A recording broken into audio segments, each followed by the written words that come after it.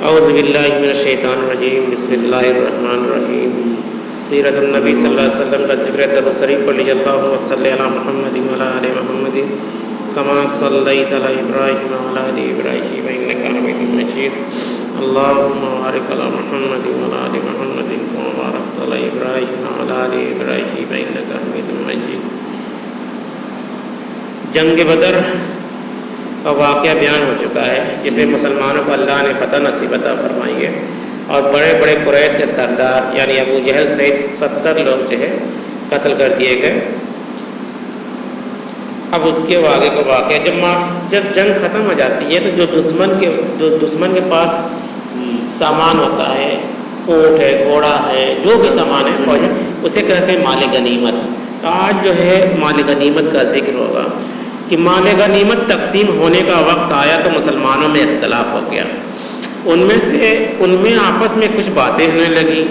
جوان، مال غنیمت کے حقدار تو ہم ہیں، ہم نے ہی دشمن کو ہرایا ہے، ہم نے ہی جان پر کھیل کر میدان جیتا ہے۔ بوڑھے، سچ پوچھو تو اس کے حقدار ہم ہیں، ہم نے تمہاری حفاظت کی ہے، ہم نے ہی پیچھے سے دشمن کو روکا ہے۔ یہ لوگ آپس میں بات کر رہے ہیں۔ سعد رضی اللہ بن معاذ، اللہ کے رسول، کیا سواروں کو ابھی اتنا ہی حصہ ہے جتنا کمزوروں کا ہے؟ پیارے نبی صلی اللہ علیہ وسلم، ارے بھائی، کمزوروں ہی کی وجہ سے تو اللہ کی مدد آتی ہے۔ اتنے میں حضرت جبریل علیہ السلام آ پہنچے، ساتھ میں خدا کا یہ پیغام بھی لائے۔ یسألونک عن الانفال قل الانفال اللہ والرسول فاتقوا اللہ واصلحوا ذات بینکم واطیعوا اللہ ورسولہ ان کنتم مؤمنین۔ یعنی سورہ انفال کی آیت 1 نازل ہو جاتی ہے اسی وقت جب یہ لوگ آپس میں کر رہے ہیں تبصرہ۔ یہ لوگ تم سے مال غنیمت کے بارے میں پوچھتے ہیں، کہو حصے اللہ اور اس کے رسول کے ہیں، تم تو اللہ کی نافرمانی سے بچو، اس کی ناخوشی سے ڈرو، آپس کے تعلقات ٹھیک رکھو، اور اللہ اس کے رسول کی اطاعت کرو اگر تم مومن ہو۔ یعنی اللہ تعالیٰ نے ترنت آیت نازل کر دی۔ پیارے نبی صلی اللہ علیہ وسلم کی طرف سے اعلان ہوا، جس نے کسی کو مارا ہے وہ اس کے سامان کا مالک ہے، جس نے کسی کو قید کیا ہے وہ قیدی اسی کا ہے، جو کچھ میدان میں ملا ہے بغیر لڑائی کے ہاتھ آئے وہ سب کا ہے۔ یہ سن کر سب نے سر جھکا دیا اور مال غنیمت کو پیارے نبی صلی اللہ علیہ وسلم پر چھوڑ دیا کہ جیسے چاہیں خدا کی ہدایت کے مطابق تقسیم کریں۔ قیدیوں کا کیا ہوگا؟ پیارے نبی صلی اللہ علیہ وسلم نے ساتھیوں سے مشورہ کیا۔ حضرت عمر رضی اللہ عنہ کفر اور شرکسی کے جرم میں انہیں قتل کر دیا جائے، یہ ان کی رائے تھی۔ حضرت ابو بکر رضی اللہ، اللہ کے رسول، یہ آپ کے اپنے ہی بھائی بندے ہیں، آج اللہ نے انہیں آپ کے بس میں کر دیا، میں سمجھتا ہوں انہیں مارا نہ جائے، ان سے فدیہ لے لیا جائے، یعنی بدلہ، اس سے آئندہ جنگ کے لیے بھی کچھ سامان ہو جائے گا، اور ہو سکتا ہے اللہ نے انہیں ہدایت دے دے تو کل ہی آپ کے دست بازو بن جائیں، یعنی ایمان لے آئیں۔ پیارے نبی صلی اللہ علیہ وسلم نے حضرت ابو بکر رضی اللہ کی رائے پسند فرمائی۔ جو لوگ فدیہ دے سکتے تھے ان سے فدیہ لیا گیا، یعنی بدلہ، مال پیسہ جو بھی دے کے چھوٹنا ہے۔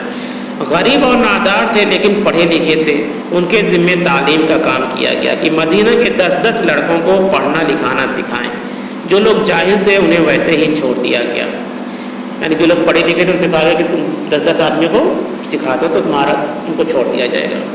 پیارے نبی صلی اللہ علیہ وسلم کامیاب اور فتحیاب ہو کر مدینے لوٹے۔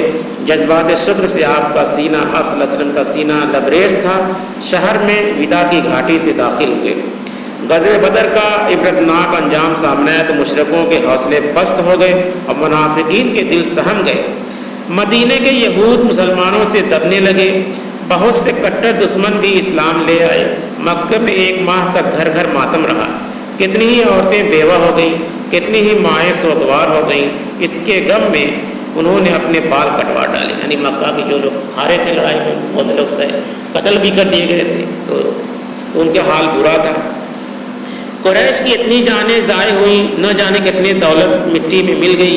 شکست سے ان کی عزت اور شوکت پر بھی آنچ آئی، اس کا قریش کو سخت صدمہ تھا۔ عمیر بن وہب اسلام کا ایک کٹر دشمن تھا، اور صفوان بن امیہ حجر میں بیٹھے بدر کا ماتم کر رہے تھے۔ صفوان نے کہا، خدا کی قسم اب زندگی میں کوئی مزہ نہیں رہا، زندگی ایک عذاب ہے گویا۔ عمیر سچ کہتے ہو، میں قرض سے دبا ہوا ہوں، بچوں کا خیال بھی ستا رہا ہے، ورنہ میں تو محمد صلی اللہ علیہ وسلم کو مار کر دم لیتا، نعوذ باللہ۔ میرا بیٹا بھی تو وہی قید ہے۔ صفوان تم قرض کی فکر نہ کرو، بچوں سے بھی بے غم ہو جاؤ، میں ان کی پرورش کا ذمہ دار ہوں۔ عمیر مدینے کے لیے روانہ ہو گیا، تلوار گردن میں حمائل تھی، وہاں پہنچ کر وہ مسجد میں داخل ہوا اپنا کام کرے۔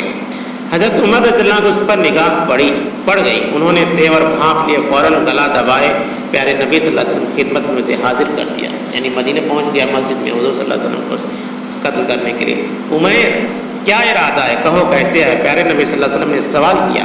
عمیر بیٹے کو چھڑانے آیا ہوں، یعنی جھوٹ بول دیا، بدل گیا بات۔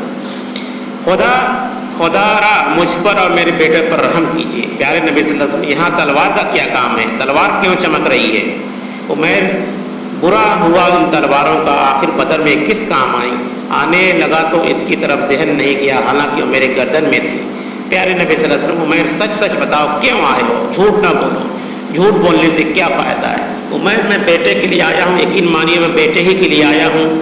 پیارے نبی صلی اللہ علیہ وسلم، حجر میں سفیان سے کیا بات طے ہوئی ہے؟ عمر سناٹے میں آ گیا، کیا بات طے ہوئی ہے؟ یعنی حضور صلی اللہ علیہ وسلم کو تو بات پتہ چل گئی، وحی کے ذریعے سب پتہ چل جاتا تھا آپ صلی اللہ علیہ وسلم کو۔ خوف گھبراہٹ سے اس کا چہرہ زرد ہو رہا تھا۔ پیارے نبی صلی اللہ علیہ وسلم، تم نے اس سے میرے قتل کا عہد کیا ہے، اس شرط پہ کہ وہ تمہارا قرض ادا کر دے یا تمہارے بچوں کا ذمہ لے لے۔ سن لو، اللہ یہ ہونے نہ دے گا۔ عمیر، میں گواہی دیتا ہوں آپ اللہ کے رسول ہیں، آپ کے سچے ہونے میں مجھے اب کوئی شبہ نہیں ہے، کیونکہ مکہ میں بیٹھ کے بات طے کیے تھے اور اللہ نے سب اطلاع دے دی۔ اب عمیر رضی اللہ عنہ مسلمان تھے۔ پیارے نبی صلی اللہ علیہ وسلم نے ساتھیوں سے فرمایا، اپنے بھائی کو قرآن پڑھاؤ اور اس کے قیدی کو آزاد کر دو، یعنی آئے تھے حضور صلی اللہ علیہ وسلم کو قتل کرنے اور ایمان لے آئے۔ اسی طرح سے عمر رضی اللہ عنہ بھی آئے تھے۔ عمیر رضی اللہ، عمیر ہیں یہ، وہ عمر تھے، یہ عمیر ہیں۔ عمیر رضی اللہ عنہ لوٹ کر مکہ آئے، جو لوگ پیارے نبی صلی اللہ علیہ وسلم قتل کی خبر سننے کے لیے بے چین تھے، اب انہوں نے عمیر رضی اللہ عنہ کے اسلام کی خبر سنی۔ مکے پہنچ کر عمیر رضی اللہ عنہ اسلام پھیلانے میں لگ گئے، لوگوں کو پیارے نبی کی پیروی پر ابھارنے لگے، بہت سے لوگ ان کے ہاتھ پر اسلام بھی لے آئے۔ تو یہ رہا جنگ بدر کا واقعہ، یعنی دشمنوں کی چال اللہ نے ایک دم ناکام کر دی، اور اللہ نے آیت بھی نازل کر دی کہ تم جو یہ سوچتے ہو کہ یہ جو جنگ ہم نے جیتی ہے تمہاری نہیں، یہ اللہ کی مدد ہوتی ہے۔ کیا ہوتی ہے؟ اس لیے کوئی بھی کام جو ہے اللہ کے بغیر، ہاں مگر اسے کرنے کے لیے آپ پہلے تیاری کیجئے، اللہ کے راستے میں جہاد کیجئے، اس کے لیے جو بھی انتظام بھی کرنا پڑے گا، پھر اس کے بعد اللہ کی مدد آئے گی۔ یہ نہیں گھر بیٹھے آدمی کہے کہ ہم کو مدد آ جائے، تو نہیں، اس میں اللہ کے راستے میں نکلیے، راستے میں نکلیے، جد و جہد کریے، پھر اللہ سے دعا کرے تو اللہ کی مدد آ جائے گی، اور ایمان کے ساتھ، یعنی کہ ایمان بھی پکا ہونا چاہیے کہ پتہ نہیں آئے گی کہ نہیں آئے گی، اس طرح کا ڈھلمل یقین نہیں ہونا چاہیے، یعنی ایک دم پکا ایمان ہونا چاہیے کہ اللہ اپنے بندوں کی ہر حالت میں مدد کرے گا ہی۔ کچھ آزمائشیں آتی ہیں تو یہ تو نبیوں کے ساتھ بھی آئی ہیں، رسولوں کے ساتھ بھی ہیں، تو انسانوں کے ساتھ کیوں نہیں آئیں گی؟ اس لیے گھبرانا نہیں چاہیے، اللہ کی مدد ہر حال میں آتی ہے، اور اللہ جیسا حفاظت کرنے والا کوئی ہے بھی نہیں۔ اللہ جس کی حفاظت کرے کوئی اس کو نقصان بھی نہیں پہنچا سکتا۔ اللہ تعالیٰ سے دعا ہے کہ ہم لوگوں کو حضور صلی اللہ علیہ وسلم سیرت پر چلنے اور دین پر قائم رہنے کی توفیق عطا فرما۔ آمین۔ سبحان اللہ وبحمدہ، سبحانک اللہم وبحمدک، نشہد ان لا الہ الا اللہ ونستغفرہ ونتوب الیہ۔ سبحان ربک رب العزۃ عما یصفون وسلام علی المرسلین والحمد للہ رب العالمین۔